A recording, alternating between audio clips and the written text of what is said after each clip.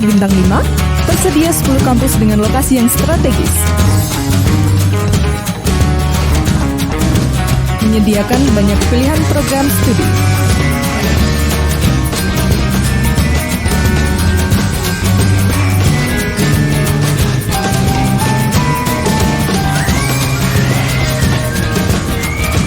Setiap kelas dilengkapi dengan sarana dan prasarana penunjang pembelajaran yang terbarukan, sehingga proses pembelajaran di Universitas Tekom terjamin kualitasnya.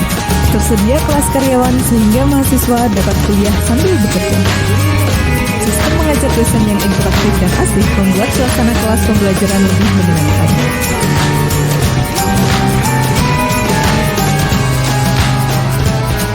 Universitas Tekom, kuliahnya menyenangkan.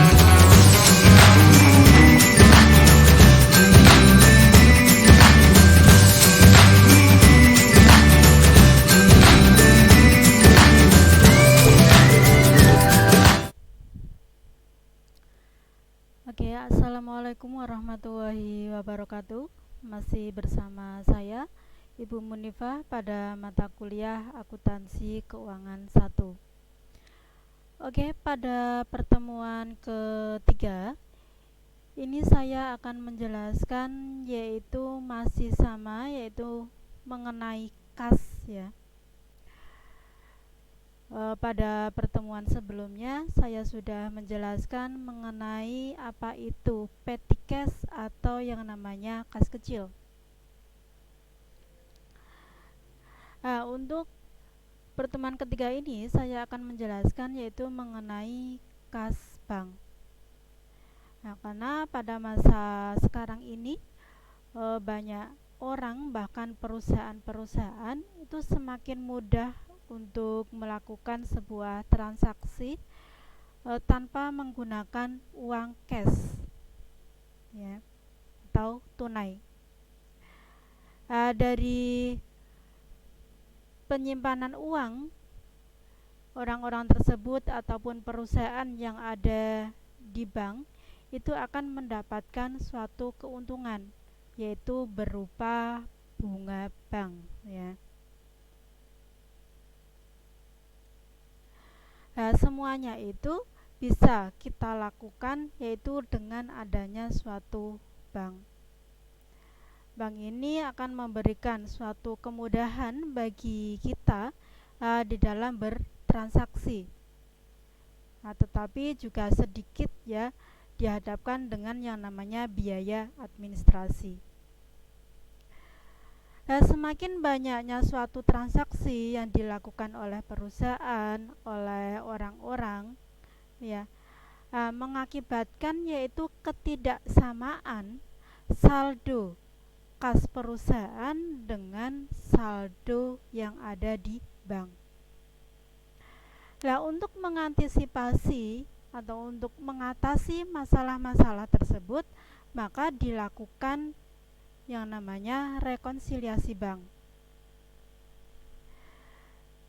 Dengan adanya suatu rekonsiliasi bank ini dapat membantu sebuah perusahaan itu untuk menentukan saldo kas yang nantinya akan disajikan di dalam laporan keuangan, khususnya yaitu laporan neraca. Selain itu, dengan adanya rekonsiliasi bank itu dapat mengamankan kekayaan perusahaan dan juga nanti dapat mendeteksi yaitu kemungkinan apabila ada penyalahgunaan kas yang ada di bank. Oleh sebab itu, pada pertemuan ketiga ini saya akan menjelaskan yaitu bagaimana cara kita membuat rekonsiliasi bank, yaitu menyeimbangkan antara kas perusahaan dengan kas yang ada di bank.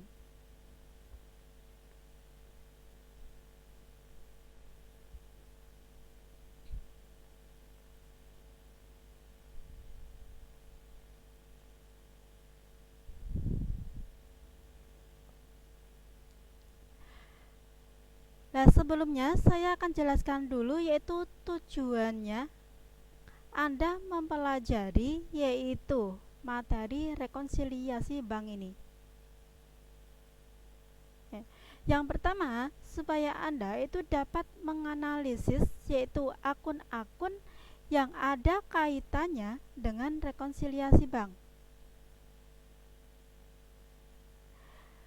Kemudian, Anda juga mampu untuk menganalisis pengaruh akun terhadap pencatatan rekonsiliasi bank. Apakah pengaruhnya itu akan menambah kas perusahaan, apakah akan menambah kas bank, atau sebaliknya, mengurangi kas perusahaan ataupun mengurangi kas bank. Kemudian Anda mampu melakukan penyesuaian pencatatan rekonsiliasi bank atas adanya kesalahan-kesalahan pencatatan tersebut. Selain itu, Anda juga bisa membuat yang namanya laporan rekonsiliasi bank. Dengan adanya laporan rekonsiliasi bank ini, nanti kita bisa melihat yaitu kesalahan-kesalahannya itu berada pada bagian apa. Kemudian Anda juga mampu membuat yang namanya jurnal penyesuaian adanya suatu rekonsiliasi bank tersebut.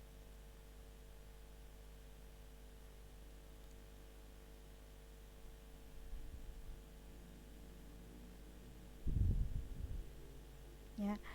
Berarti yang namanya suatu rekonsiliasi bank itu adalah pencocokan antara saldo pembukuan yang sudah dibuat oleh perusahaan dengan saldo bank atau tabungan kita yang ada di bank. Nah, biasanya untuk perbedaannya itu berada pada waktu pencatatan. Nah, selain itu kesalahan pencatatan.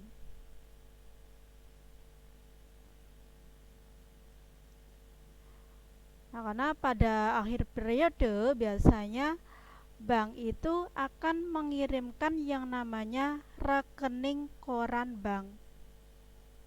Nah, setelah rekening koran bank kita terima, kemudian kita cocokkan dengan laporan yang ada di perusahaan, kok beda.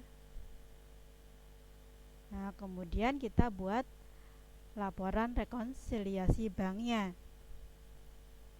Nah, itu untuk mencocokkan antara laporan kas perusahaan dan kas bank.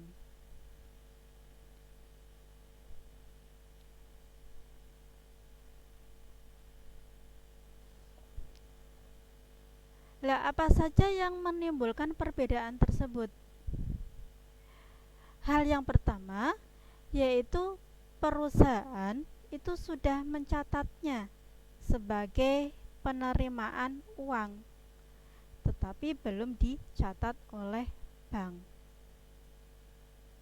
Karena bank belum tahu kalau perusahaan sudah menerima uang tersebut.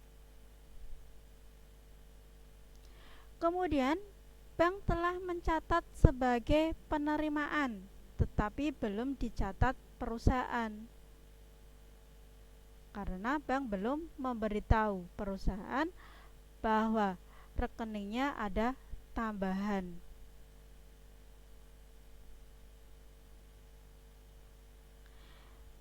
Kemudian perusahaan telah mencatat sebagai pengeluaran, tetapi bank belum mencatatnya. Nah, begitu juga dengan bank. Bank itu sudah mencatat sebagai pengeluaran, tetapi perusahaan belum mencatat.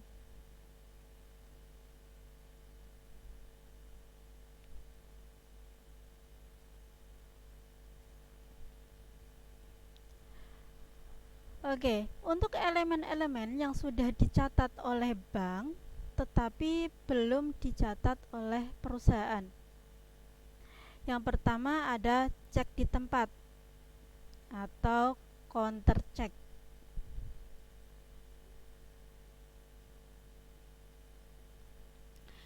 Yaitu pengambilan uang di bank tidak menggunakan buku cek, melainkan dengan formulir khusus di bank.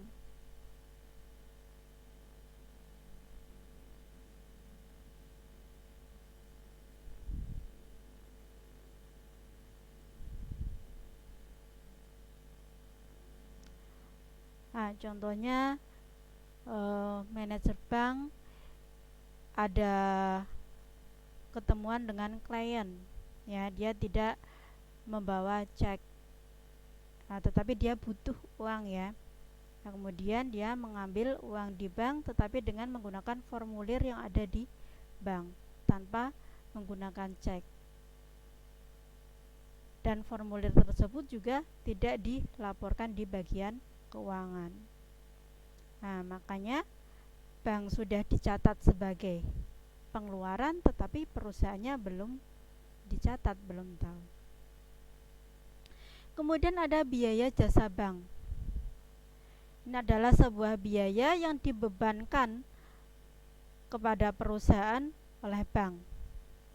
Nah, biasanya ini diketahui oleh perusahaan kalau banknya itu sudah melaporkan.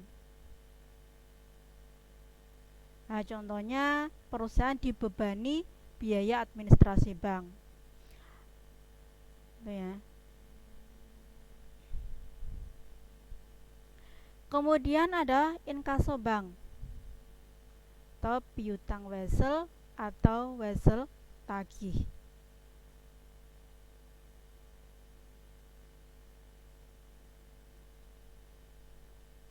Di banknya sudah dicatat sebagai pendapatan, tetapi perusahaan belum tahu kalau rekeningnya itu ada tambahan.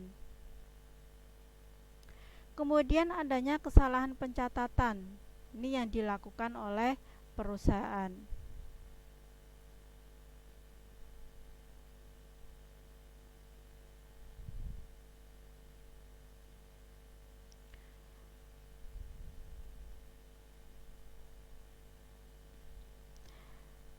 Kemudian untuk elemen-elemen yang sudah dicatat oleh perusahaan tetapi belum dicatat oleh bank, seperti cek kosong. Cek kosong ini, cek tersebut sudah diterima perusahaan, kemudian didepositokan ke bank, tetapi dikembalikan oleh bank, ya, karena dana yang ada di bank tersebut tidak mencukupi sesuai nilai nominal yang ada di cek.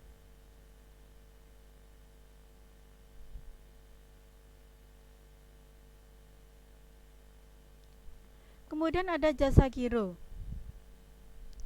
Ini adalah bunga atau pendapatan bunga, ya, yang diberikan bank kepada pemegang giro atau kepada perusahaan,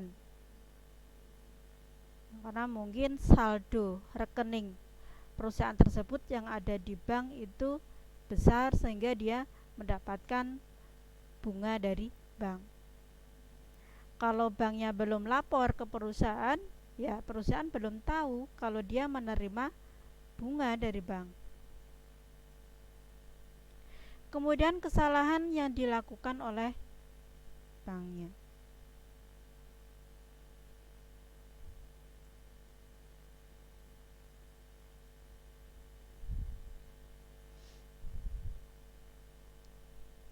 Oke.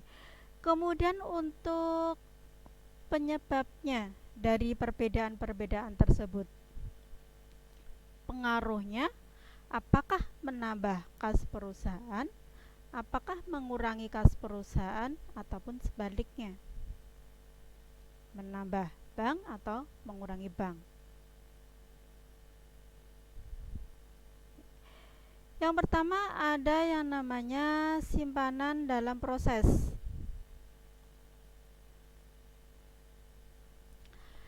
Kalau simpanan dalam proses ini pengaruhnya itu menambah kas bank.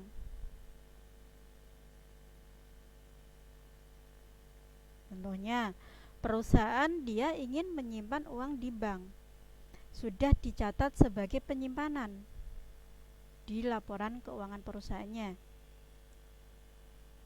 Karena mungkin yang menyetorkan itu belum disetorkan ke bank sampai dengan akhir periode atau pembuatan rekening koran bank, sehingga bank belum tahu kalau ada simpanan.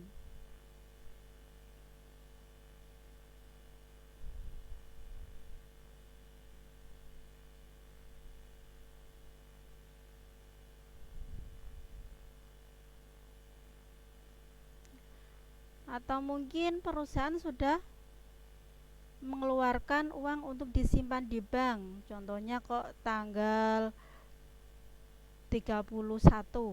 Kalau tanggal 31 kan bank sudah tutup buku ya. Maka laporan rekening koran bank kan sudah jadi. Nah, maka belum dicatat oleh banknya. Kemudian ada cek yang beredar. Ini cek yang dikeluarkan oleh perusahaan untuk pengambilan uang di bank, tetapi oleh si pemegang cek itu belum dicairkan di bank. Nah, sampai akhir periode.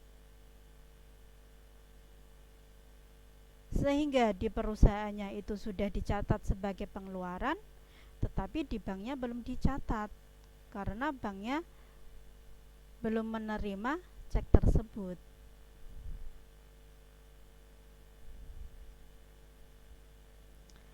Kemudian adanya inkaso atau wesel tagih. Kalau ini menambah kas perusahaan.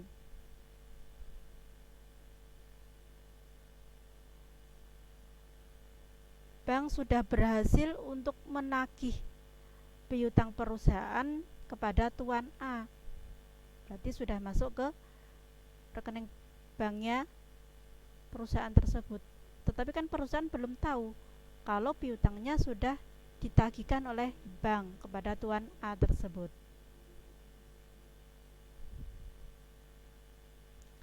Kemudian ada cek kosong atau tidak cukup dana tadi, atau cek yang dikembalikan. Padahal di perusahaannya sudah dicatat sebagai pengeluaran. Nah, tetapi cek itu dikembalikan oleh bank karena tidak cukup dana. Ceknya senilai 1 juta, tetapi saldo di banknya kok cuma 800.000.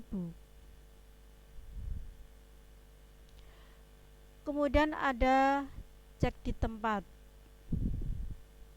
Kemudian ada ongkos atau biaya jasa bank ya, atau biaya administrasi bank.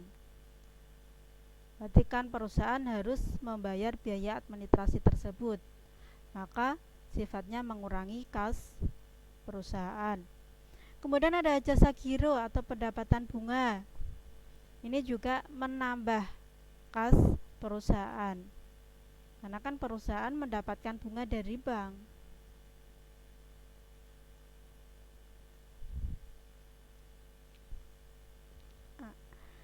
Kemudian kesalahan pencatatan di sini bisa dilakukan oleh perusahaan, bisa dilakukan oleh bank.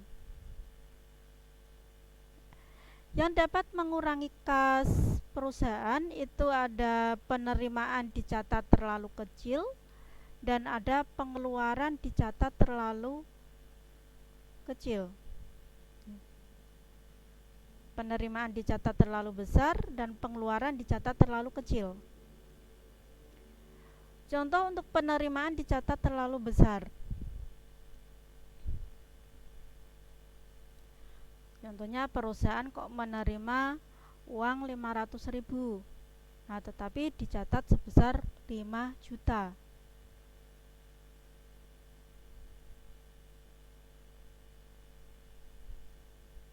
kan perusahaan tidak mau rugi ya. Pokoknya diterima 500.000 kok, yang dicatat 5 juta. Nah, sisanya itu dari mana nanti uangnya?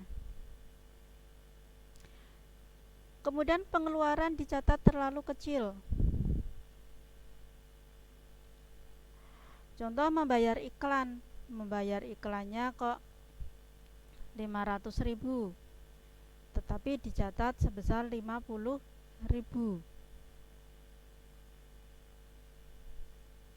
Ya.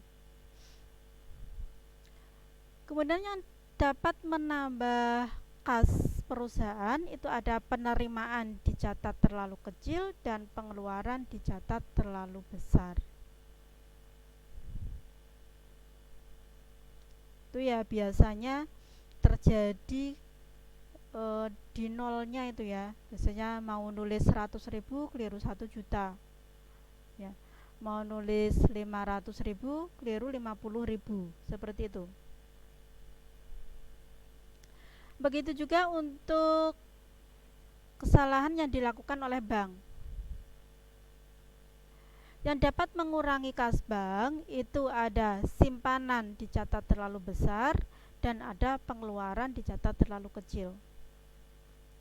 Yang dapat menambah kas bank itu ada simpanan dicatat terlalu kecil dan pengeluaran dicatat terlalu besar.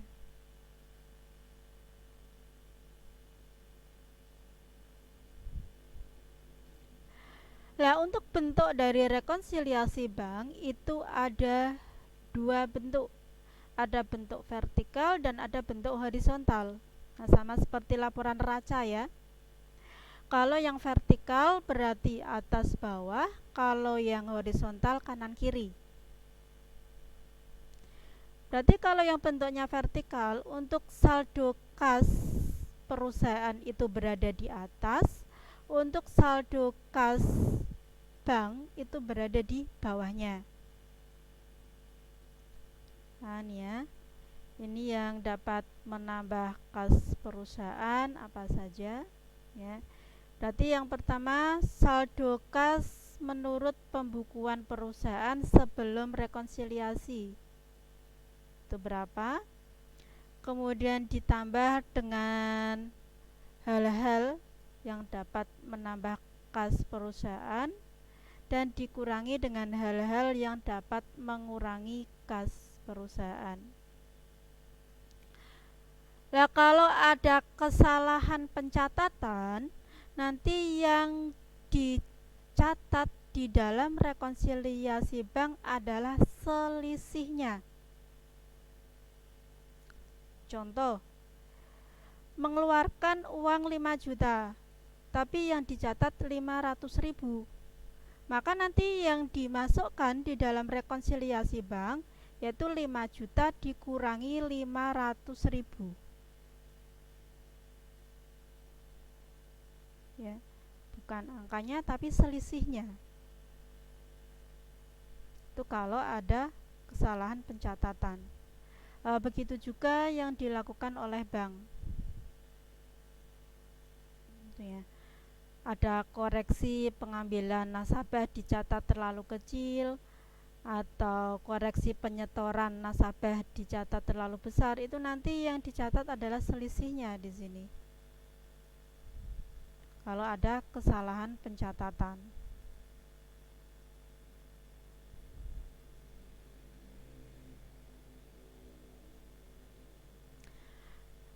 Nah, yang kedua bentuk skontro atau horizontal, berarti kanan kiri. Saldo pembukuan kas perusahaan sebelah kiri, untuk saldo kas banknya sebelah kanan. Berarti nanti saldo setelah rekonsiliasi itu harus seimbang, harus sama antara perusahaan dengan banknya.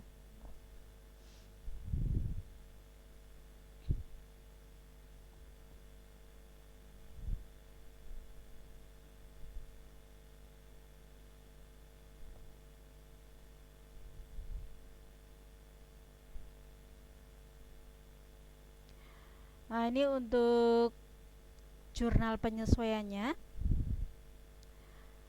Yang didebet adalah kas, kas ini sebesar jumlah yang dapat menambah saldo kas. Yang dikredit adalah perkiraan-perkiraan sumber bertambahnya kas, seperti jasa giro, itu ya. Kemudian seperti pencatatan, kesalahan pencatatan tuh ya, dicatat terlalu kecil atau besar itu ya. Kemudian yang didebet perkiraan-perkiraan yang menyebabkan berkurangnya kas perusahaan. Yang dikredit adalah kas sebesar jumlah pengurangan. Yang didebet seperti biaya administrasi. Kemudian ada cek kosong, cek di tempat gitu ya.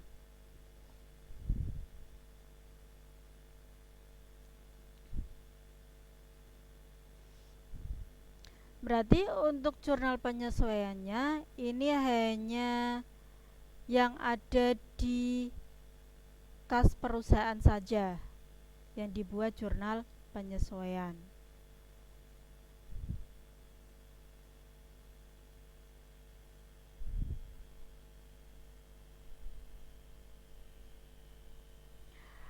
Oke, lebih jelasnya saya akan memberikan sebuah contoh, yaitu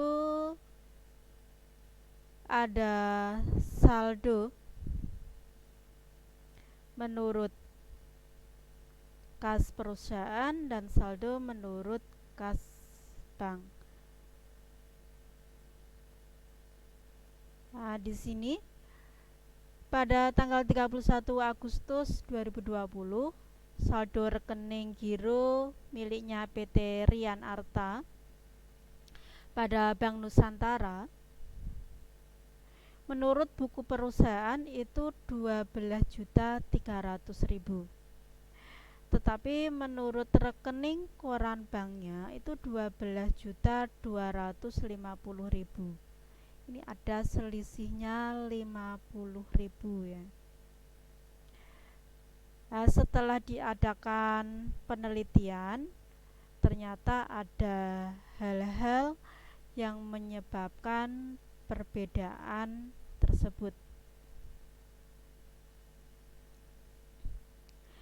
Nah, di sini ada setoran sebesar 500.000 ke bank tanggal 31 Agustus 2020 belum dicatat dalam rekening koran bank.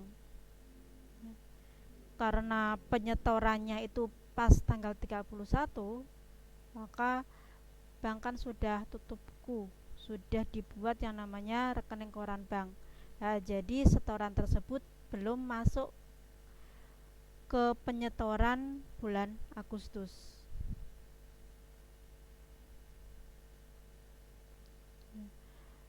Maka kan tidak masuk di penyetoran bulan Agustus, maka kan mengalami perbedaan ya, saldo yang ada di perusahaan sama yang ada di bank. Di perusahaan sudah dicatat sebagai penyetoran, tapi di banknya belum. Kemudian ada cek yang masih beredar. Di perusahaan sudah dicatat sebagai pengeluaran, pengambilan uang dengan menggunakan cek. Nah, tetapi cek tersebut belum dicairkan di bank. Nah, di sini ada cek nomor 107 sebesar 100.000 sama 110 sebesar 150.000.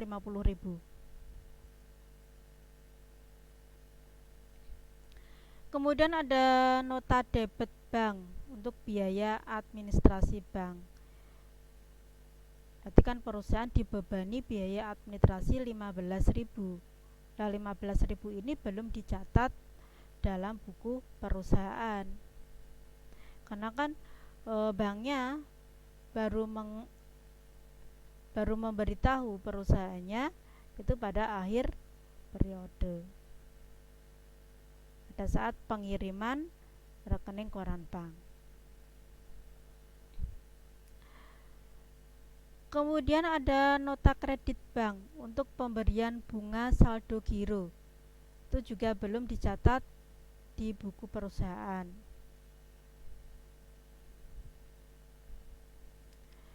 Kemudian ada setoran ke bank dengan cek 250.000 ditolak bank karena ternyata ceknya kosong.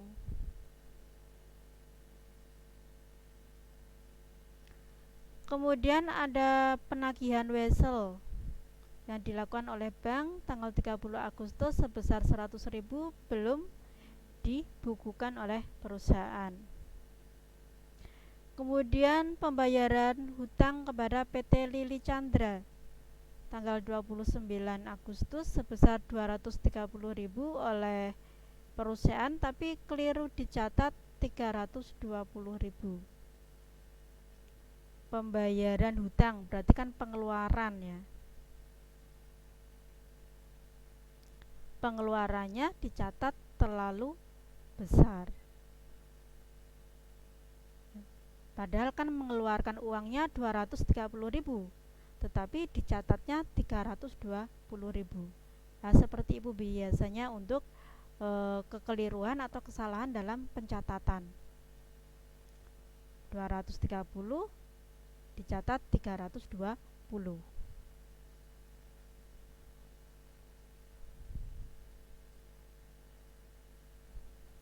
Oke.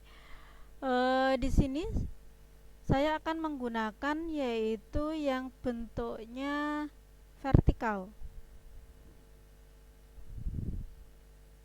Berarti saldo kas perusahaan di atas, yang saldo kas banknya berada di bawahnya.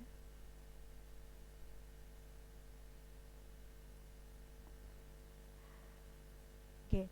Saldo kas perusahaan sebelum rekonsiliasi itu sebesar 12.300.000. Ya, bisa Anda lihat pada soalnya yang kotak berwarna merah ini ya.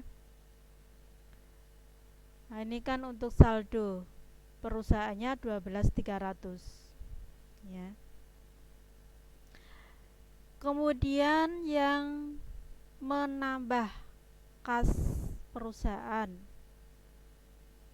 yang pertama ada bunga giro. Ini Anda bisa lihat pada ini ya, yang nomor 5 ini. Nota kredit bank untuk pemberian bunga saldo giro. Nah, ini. Perusahaan kan mendapatkan bunga, berarti kan menambah 275.000. Kemudian ada nih penagihan piutang wesel. Ya. Berarti bank itu berhasil menagih piutangnya perusahaan 100.000, tetapi perusahaannya belum tahu, belum dicatat. Di sini 100.000 piutangnya. Kemudian kesalahan pencatatan. Ya. Ada pembayaran hutang, berarti pengeluaran dicatat terlalu besar. Nah, maka pengaruhnya itu menambah kas perusahaan, karena itu yang keliru mencatat adalah perusahaan ya. Nah, ini yang dicatat adalah selisihnya, berarti 320.000 dikurangi 230.000. Itu nanti yang dicatat di sini rekonsiliasi banknya 90.000.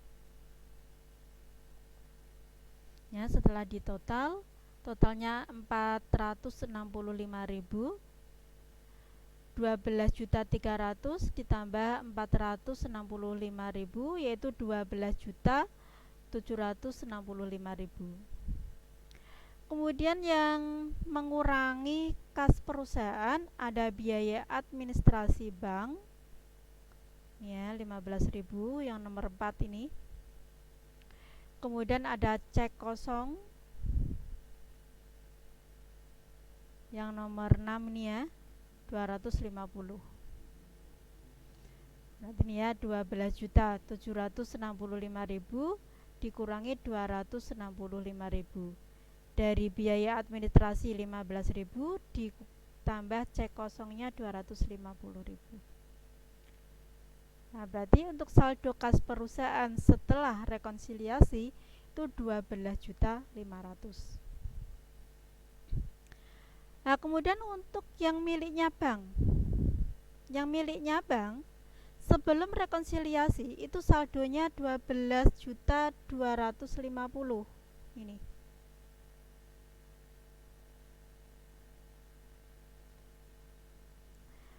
Nah, kemudian yang menambah kas bank ada setoran dalam proses. Ini bisa Anda lihat yang nomor 1. Kemudian yang mengurangi kas bank ada cek yang beredar. Ini ada 100.000 sama 150.000 yang nomor 2 ini ya.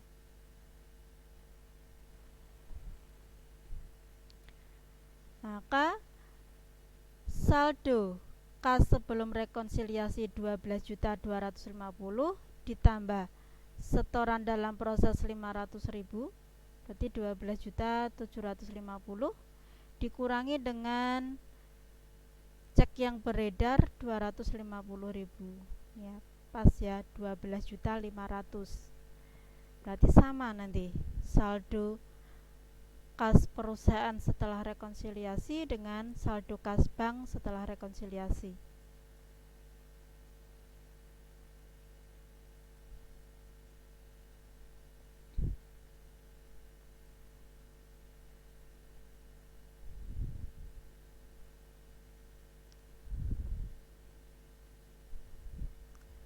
Oke, kemudian untuk jurnalnya.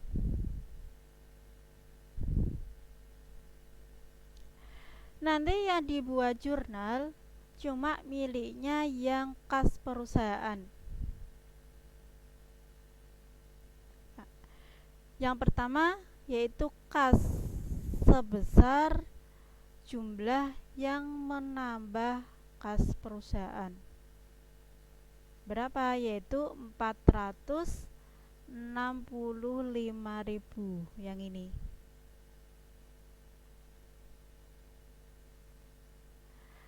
Kemudian yang dikredit ada bunga giro 275.000, piutang wesel 100.000, kesalahan pencatatannya 90.000.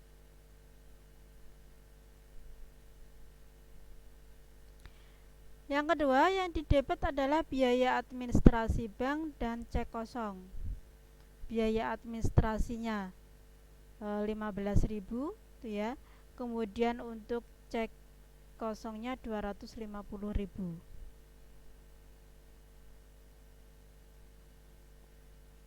Kasnya 265.000.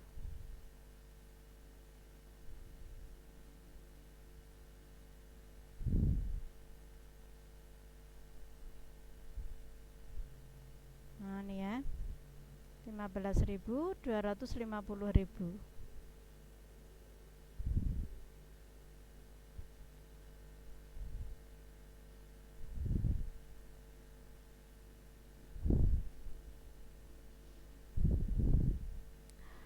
Oke, itu yang bisa saya sampaikan untuk pertemuan ketiga ini.